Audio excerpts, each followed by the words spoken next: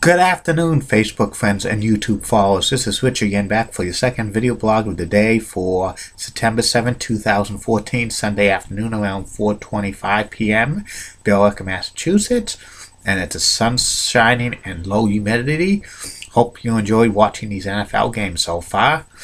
And one of the big upsets, the New England Patriots lost to the Miami Dolphins by a score of 33-20 in Sun Life Stadium in Miami, Florida. The Pats record is 0-1, and also the Blue Jays beat the Boston Red Sox by the score of 3-1 to avoid a 3-game sweep. And that's about it for the news. And now my next subject is my top 10 list of the greatest professional wrestling managers of all time. In the world of professional wrestling, the managers are usually heels, and they usually used to be the mouthpieces for a monster heel wrestler. And sometimes the heel wrestling manager will take bumps for their wrestlers they manage and stuff like that, and they try to get them over as heels by talking for them and stuff. And for many, many years, the heel managers was a very important part of wrestling. But now, most of the managers are all gone because the wrestlers talk on their own and get over by their own and stuff like that. And the wrestling managers are basically a extinct thing. There's a few out there. And now here's my top 10 list of the greatest professional wrestling managers of all time. Number 10 on the list is Gary Hart, the Chicago Playboy. Gary Hart was was a wrestling manager. He was in the world-class territory in Mid-Atlantic and NWA and WCW. Some of the wrestlers he managed over the years were the Great Kabuki, Abdullah the Butcher, Al Perez, Terry Funk, the Great Muta, and others. And he was also on the booking committee for World Class as well. He's in at number 10. Number 9 on the all-time list of greatest professional wrestling managers of all time, Jimmy, the Mouth of the South Hart. Jimmy Hart was actually a singer for the Gentrys back in the 1960s, and he became a wrestling fan. And around the late 70s, he first managed in the Memphis wrestling territory. He managed Jerry the King Lawler for a few years.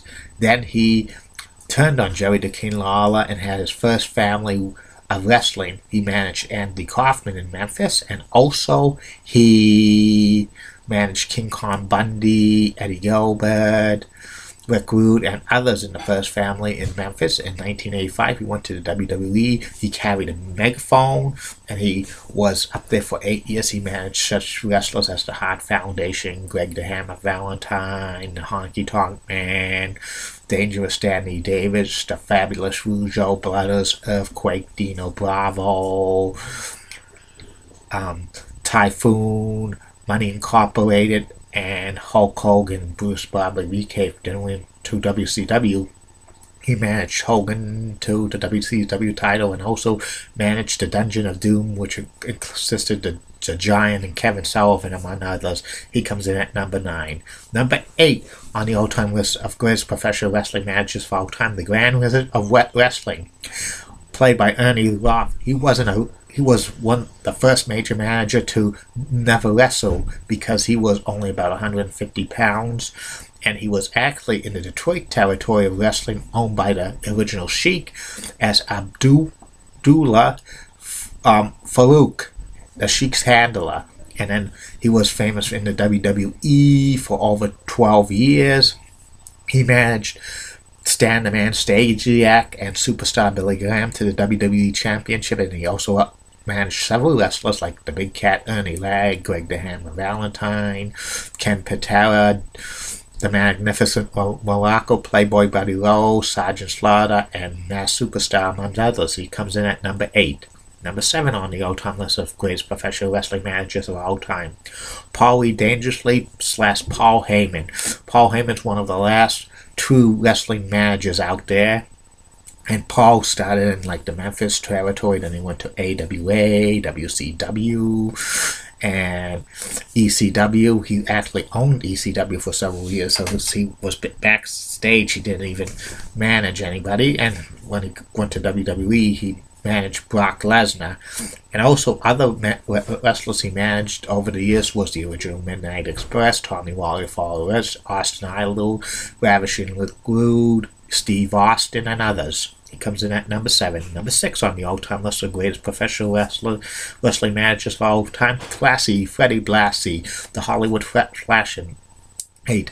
Freddie Blassie managed over 15 years in the WWE. He mainly got the foreign wrestlers to manage, like the Iron Sheik, Nikolai Volkov, Walter Von Erich, Spiros Agnew, Skandor Akbar, and others. He also managed Stan the Lariat Hansen, Mr. Fuji, Ray Crippler Stevens, Hulk Hogan, Jesse the Body Ventura, and Adrian Adonis, among others. His famous quote, "You pencil neck geek."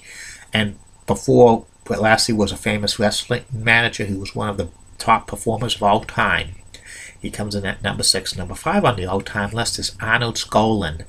He's a face, and sometimes face managers are pointless, but in the course of his wrestling managing career, he managed 2 WWE champions, Bruno Sammartino and Bob Backlund, and he was probably the greatest face wrestling manager of all time. He actually owned a piece of the WWE back in the day when Vince McMahon Sr. owned the WWE, and he's famous, Arnold Skaaland, for throwing in the towel for Bob Backlund in 1983 when he lost to the Iron Sheik. He comes in at number 5. Number 4 on the all-time list, James E. Cornette. James E. Cornette was the manager of the Midnight Express with Dennis Condrey and Bobby Eaton, and later on with Bobby Eaton and Stan Lane. He also managed the Heavenly Bodies, which was Stan Lane and Tom Pritchard, and also Tom Pritchard and Jimmy Delray, the Gigolo. And also he was the American spokesperson for Yokozuna for the WWE, and also he managed Vader, the British Bulldog, Davey Boy Smith, Owen Hart, and Manta in the WWE. He was also owner of Smoky Mountain Wrestling. He was the Louisville Lip, and he also carried a tennis racket around. He comes in at number 4 on the all-time list of greatest professional wrestling managers. Number 3 on the all-time list of greatest professional wrestling managers of all time, James J. Dillon, the lead, or J.J. Dillon, the leader, the manager of the Four Horsemen. J.J. was also wrestled back in the 60s and 70s, and he also managed in several territories before going to Championship Wrestling from Florida in the 80s to do some booking duties as well as manager. He managed Ron Bass and The Spoiler and Big John Studd and Jimmy Garvin in Championship Wrestling for Florida. But when he went to Mid-Atlantic Championship Wrestling, that's when he became a professional wrestling manager icon, when he managed the Four Horsemen with Tully Blanchard, Arn Anderson, Ole Anderson, the Nature Boy Ric Flair. Later on, he managed Lex Luger and Barry Windham. James Dillon is in at number 3. Number 2 on the all-time list of greatest professional wrestling managers of all time, Bobby the Brain Heenan. Bobby the Brain Heenan was a wrestler back in the 60s, but he wasn't that great of a wrestler, but he became a wrestling manager around 1970, managing the Blackjacks. Later on, he moved to the AWA to manage Ray the Clipper Stevens and Bobby Duncombe Sr. and Nick Bockwinkel to several AWA World Championships. He also was put in matches with the Weasel suit against Greg Gagne and other stuff. In 1984, Bobby the Brain Heenan moved to the WWE, and he managed the Heenan family, which consisted of Big John Studd, Ken Patera, Playboy Buddy Rose, Adrian Adonis, The Missing Link, King Kong Bundy, Paul Mr. Wonderful Orndorff, the King Harley Race, the Islanders, and and Andre the Giant. He also managed the Brainbusters and the Brooklyn Brawler, Ravishing Rick Rude, and Mr. Perfect and the Barbarian. And he also, Bobby the Brain Heenan, became a broadcast journalist as a color man for Gorilla Monsoon in the WWE as well, for wrestling challenges and pay-per-views. And also Bobby the Brain was like the fans chanted Weasel, Weasel, Weasel, Weasel. Bobby the Brain Heenan is number 2 as the greatest professional wrestling manager of all time, but the number 1 greatest professional wrestling manager of all time is the guiding light, Captain Lou Albano. Lou Albano took 17 WWE tag teams to the WWE Tag Team Championship. Plus, he managed several other wrestlers like Angelo King Kong Mosca, the Magnificent Morocco, Greg the Hammer Valentine, Ken Patera, and in 1971 he led Ivan Koloff, the Russian Bear, to beat Bruno Sammartino for the WWE Championship in Madison Square Garden. And Lou Albano probably had a lot of heat, and he would always get in the ring to face the heroes a lot when he would interfere in their matches, and he would do crazy bumps and stuff, and he bled a lot. Plus, he had a love-hate relationship with Vince McMahon Sr. Vince McMahon Sr. would always fire him after the Madison Square Garden house show, but 3 nights later he would show up at the TV tape and says, Vince rehired me. They had a love-hate relationship, and Captain Lou was one of the greatest wrestling characters of all time, and he is the best professional wrestling manager of all time. The Captain is at number 1, and that's about it for this list.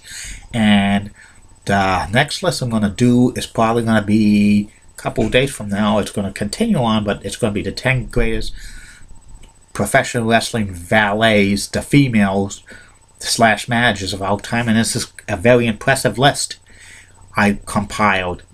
You'll be shocked to see who's on this list.